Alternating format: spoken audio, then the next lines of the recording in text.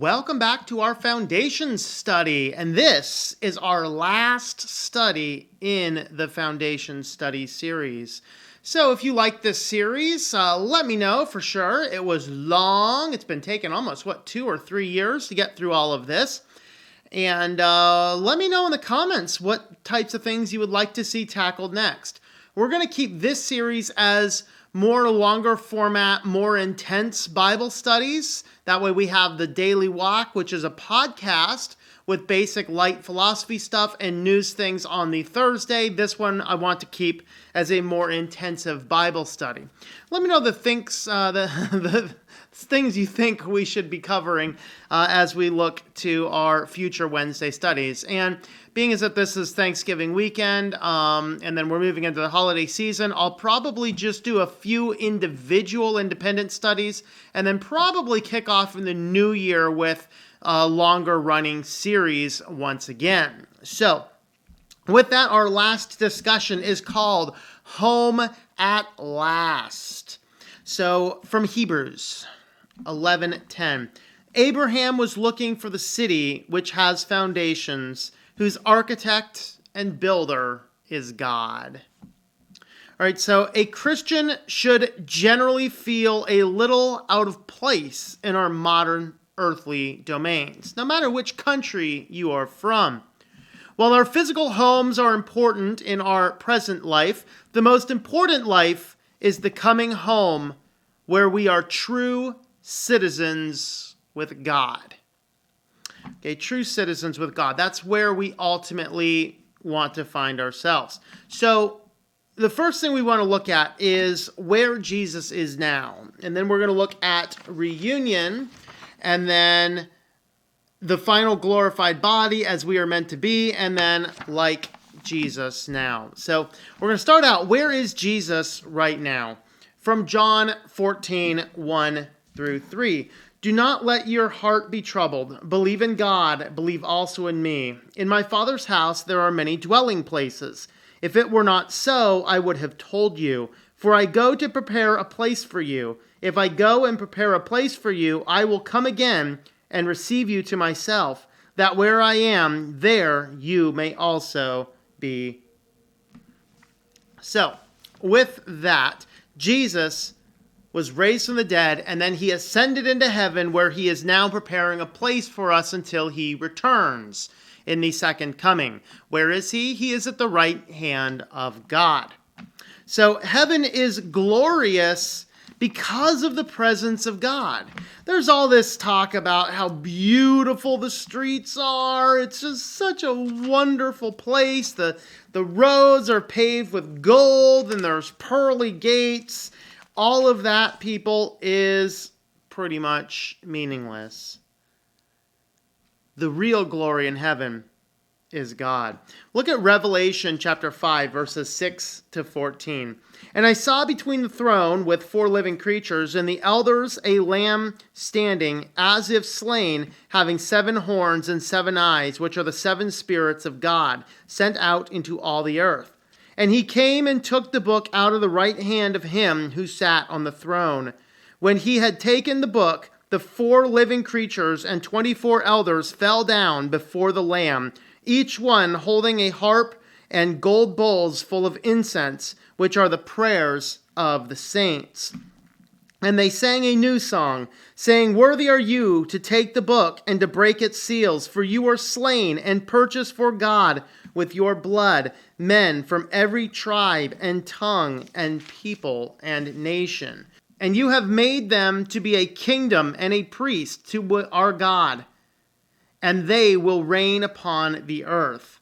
Then I looked and heard a voice of many angels around the throne, and the living creatures, and the elders, and the numbers from those, the myriads of thousands, saying with a loud voice, Worthy is the Lamb who was slain to receive the power and the riches and the wisdom and the might and the honor and glory and blessing. And every created thing which is in heaven and on the earth and under the earth and on the sea and all the things in them, I heard saying, To him who sits on the throne and to the Lamb be blessing and honor and glory and dominion forever and ever. And the 4 living creatures kept saying, Amen, and the elders fell down and worshiped. So much in here, so much praise of God. That's what the important part is. Okay, it's not the beauty of heaven. It's the everlasting presence of God that makes heaven true. A modern day example is our relationships at home make us have a sense of belonging to home. Without the people, the place is meaningless. Only, of course, in heaven, the ultimate relationship is that with God. Not to say relationships with people are not also there. For even though, under reunion, even though God is the most important part of heaven, we will recognize our friends and family who have preceded us there.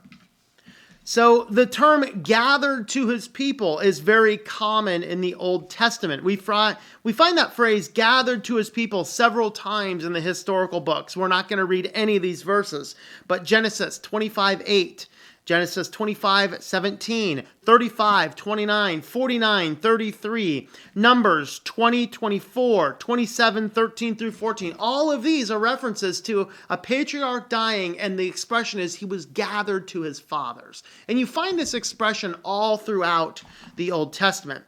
The phrase indicates an Old Testament recognition that we will have when we leave the earth and be reunited with our family who has passed before us.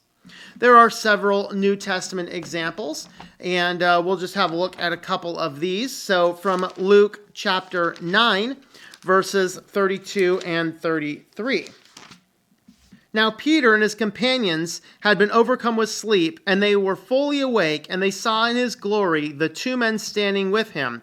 And as these were leaving him, Peter said to Jesus, "Master, it is good for us to be here. Let us make 3 tabernacles, one for you, one for Moses, and one for Elijah," not realizing what he was saying. Of course, this is the transfiguration on the mountain where Peter, James, and John come. They recognize Moses and Elijah. There's a recognition of this point. We're not going to read Luke 16:23, but the rich man recognized Lazarus. Remember the story of Lazarus and the rich man. The rich man he recognized Lazarus in this story. Now, some people have said that is not specifically an instructive statement from heaven. We'll let that be as it is, just making that point that there was a degree of recognition. Also, we find in Matthew 8:11, "I say to you that many will come from the east and the west and recline at the table with Abraham, Isaac, and Jacob in the kingdom of heaven."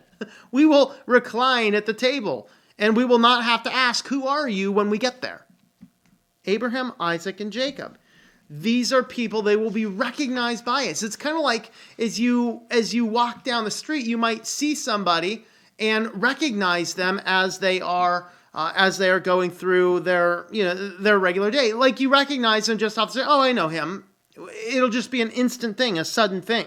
So the people who have left earth before us are not lost forever unless they do not know Christ. And I'll probably note that they're really not lost forever. It's just, will they be in heaven or not? And unfortunately, you may as well say they're lost forever, because those that do not make it in heaven are cast into the lake of fire.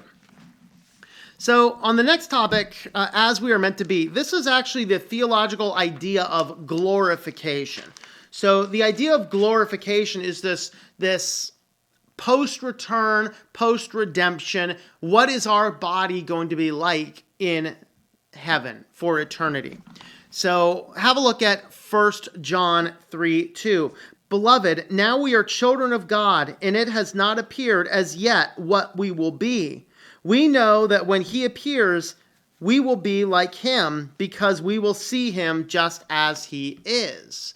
Well, this is a reference to Christ after the resurrection. Not only does he have a physical body, but he also has a perfect body, and so shall we. We will be unable to sin. Okay, it's not going to be our nature.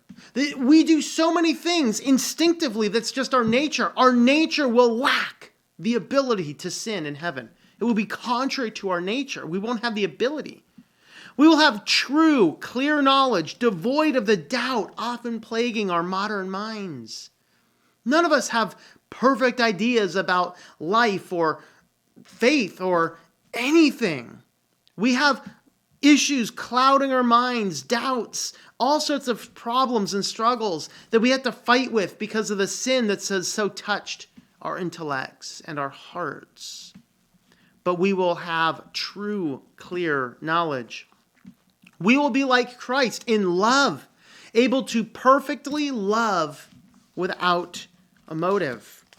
So the ability to love, this is an interesting thing, because oftentimes, our love has to be created, has to be nurtured. We love somebody based on who they are and in a degree of relationship. This is the ability to completely love anybody out of natural instinct, to completely love everybody. Again, a nature thing.